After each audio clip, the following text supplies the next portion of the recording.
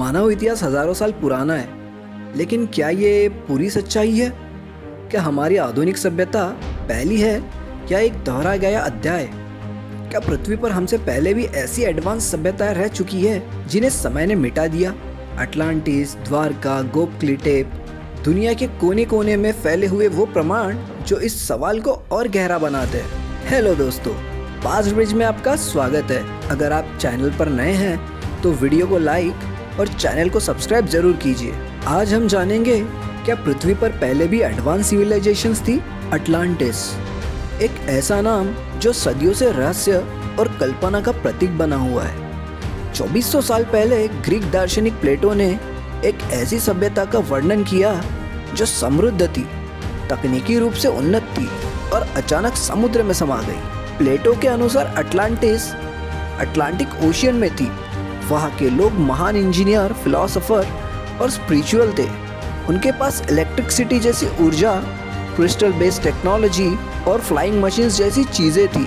लेकिन उनका अहंकार बढ़ता गया और एक दिन अचानक सब कुछ समंदर में समा गया। क्या ये सिर्फ एक मिथ है या फिर इतिहास का वो पन्ना जिसे मिटा दिया गया? 1968 में बहामास के पास बिमनी रोड नाम की एक अंडर वाटर स्टोन फॉर्मेशन मिली जो प्राचीन सड़कों जैसी दिखती है। क्या अटलांटिस सच में था? और अगर था तो क्या वो पहली एडवांस सिविलाइजेशंस थी?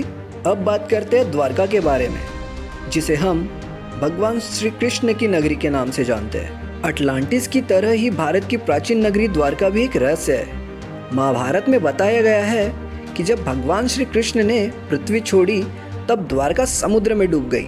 1983 में भारतीय समुद्री पुरातत्वविदों को गुजरात के पास समुद्र में प्राचीन नगर के अवशेष मिले।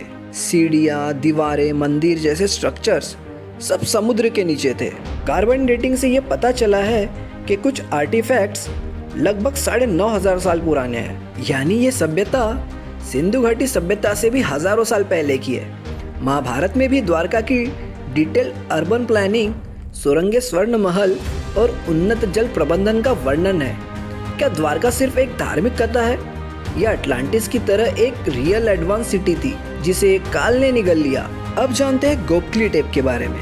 1994 टर्की एक शेफर्ड की गलती से इतिहास का सबसे बड़ा रहस्य सामने आया।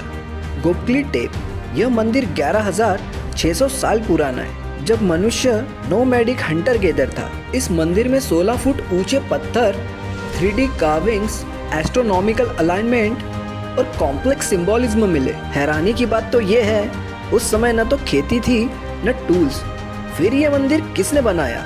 ये साइट खुद इंसानों ने मिट्टी में दबा दी थी, जैसे कोई अपनी पहचान को छुपाना चाहता हो। लेकिन वैज्ञानिक कहते हैं यह 0 पॉइंट ऑफ सिविलाइजेशन हो सकता है। अब सवाल ये उठता है, क्या ये सभ्यता किसी बड़े प्रलय से बचने के लिए खुद को मिटा गई? अब जानते हैं योनागुनी मॉन्यूमेंट के बारे में। जापान की समंदर में डूबी हुई पहली। साल 1995 जापान के योनागुनी द्वीप के पास समुद्र में एक स्कूबा डाइवर को कुछ पत्थरों की फॉर्मेशन मिली जो किसी पिरामिड जैसी दिखती थी। विशाल सीढ़ियाँ, शेर की आकृति और मंदिर जैसे आकार, और ये सब पानी के नीचे। वैज्ञानिकों में बहस है।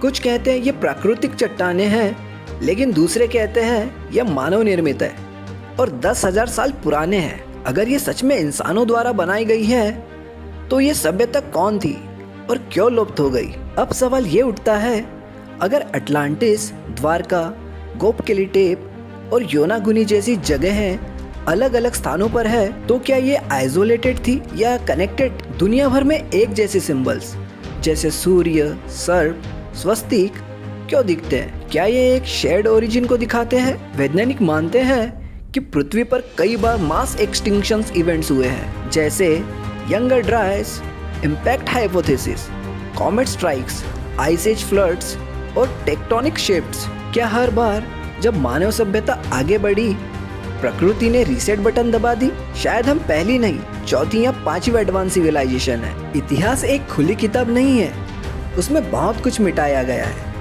हम जो खुद को मॉडर्न सिविलाइजेशन कहते हैं, शायद हम इतिहास की सबसे रिसेंट कोशिश है। लेकिन क्या हम पिछली सभ्यताओं की गलतियों को दोहरा रहे हैं? क्या हम खुद भी मिटने की ओर बढ़ रहे हैं? पास्ट ब्रिज में आज इतना ही। अगर आपको ये रहस्यमय यात्रा पसंद आई हो तो वीडियो को लाइक और चैनल को सब्सक्राइब ज़रूर करें और नीचे कमेंट्स में हमें अपने विचार ज़रूर बताएं। मिलते हैं नेक्स्ट वीडियो में।